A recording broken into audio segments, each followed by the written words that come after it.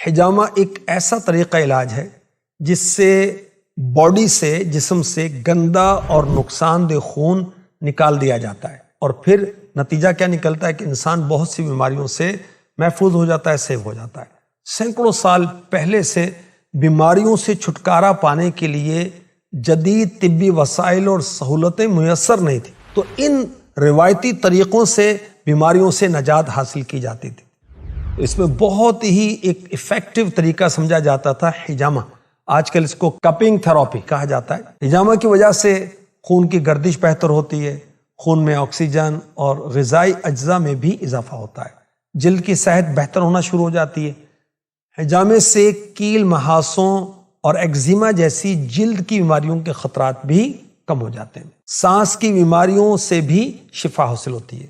Cupping therapy یعنی حجامہ پچنا، اس سے سینے اور پھیپھڑوں کے تناؤ میں، کھچاؤ میں کمی آتی، پھیپھڑوں کی کام کرنے کی صلاحیت میں اضافہ ہوتا ہے، اور اس سے کیا فائدہ ہوتا ہے کہ بلغم کو جسم سے خارج کرنے میں مدد ملتی ہے۔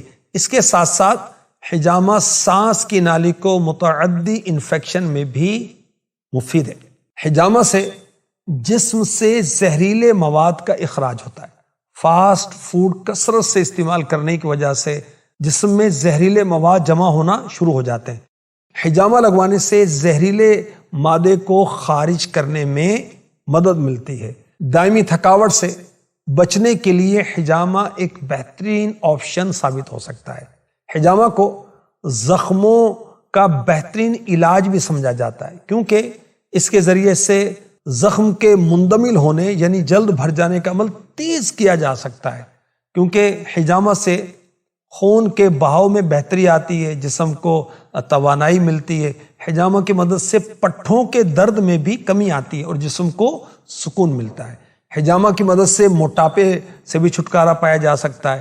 ہاضمے کے نظام میں بھی بہتری آتی ہے، جبکہ دائمی سٹریس، نیوٹریشن کے غیر متوازن لیول اور مدافعتی نظام کے مسائل کی وجہ سے لاحق ہونے والے ہاضمے کے مسائل کے خلاف حجامہ بہت اہم کردار ادا کرتا ہے۔ پیشاب کی نالی کے مختلف مسائل اور گردوں کی پتھری کے خلاف بھی حجامہ بہترین مفید ثابت ہوتا ہے۔ خون کے بہاؤ میں بہتری آتی ہے، بعض اوقات جسمانی نفسیاتی مسائل کی وجہ سے جو مسائل آتے ہیں اس میں بہتری آتی ہے، اور کپنگ تھراپی کی وجہ سے مردانہ کمزوری کے خاتمے کا بھی سبب ہوتا ہے۔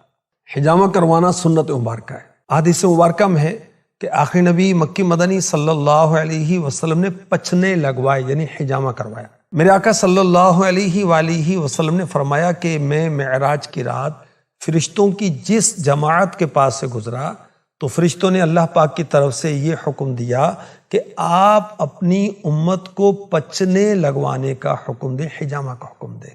اللہ کے رسول صلی اللہ علیہ وسلم نے فرمایا تمہاری دواؤں میں بہترین دوا پچھنے لگوانا یعنی حجامہ کروانا ہے۔ حضرت عبداللہ ابن عمر رضی اللہ عنہما فرماتے ہیں میں نے اللہ کے رسول صلی اللہ علیہ وسلم کو یہ فرماتے سنا، نہار منہ پچھنے لگوانا بہتر ہے، اور اس میں شفا ہے، برکت ہے، یہ عقل بڑھاتا ہے، حافظہ تیز کرتا ہے۔ فرمایا جو شخص حجامہ لگوانا چاہے وہ 17، 19، 21، 17، 19، 21 تاریخ کو لگوائے۔ حجامہ احادیث مبارکہ سے ضرور ثابت ہے، اور نشاندہی بھی کی گئی کہ کہاں کہاں حجامہ کروانا مفید ہے، مگر اپنی مرضی سے نہیں کرنا چاہیے۔